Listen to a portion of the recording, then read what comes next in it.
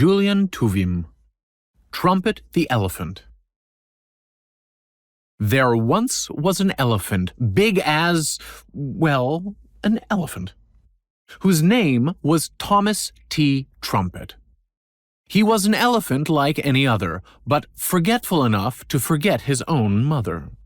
He had an elephant's head and an elephant's tread, and tusks made of purest ivory. His trunk was a wondrous, powerful thing, but he had the most terrible memory.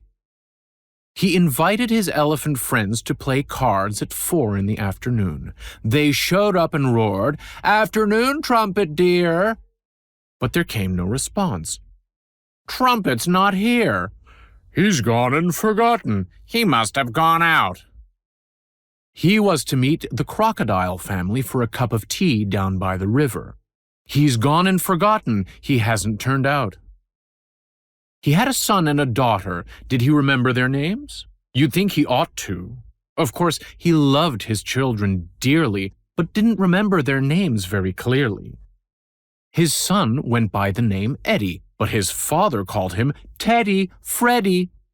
His daughter's name was simply Ella, but her father called her Nella, Bella.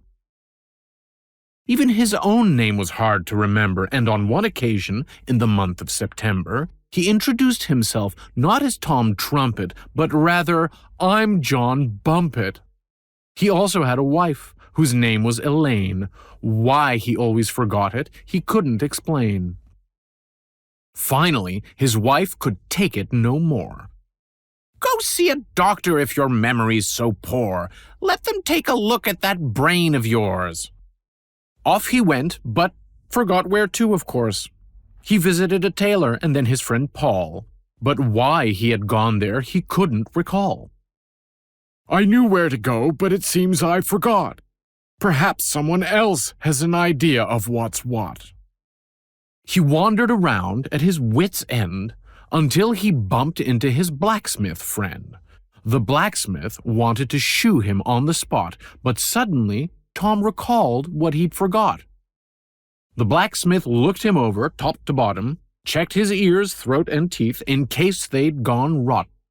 He looked at Tom's head and grabbed a hammer to thump it, gave it a bop and shouted, "That's it, Mr. Trumpet.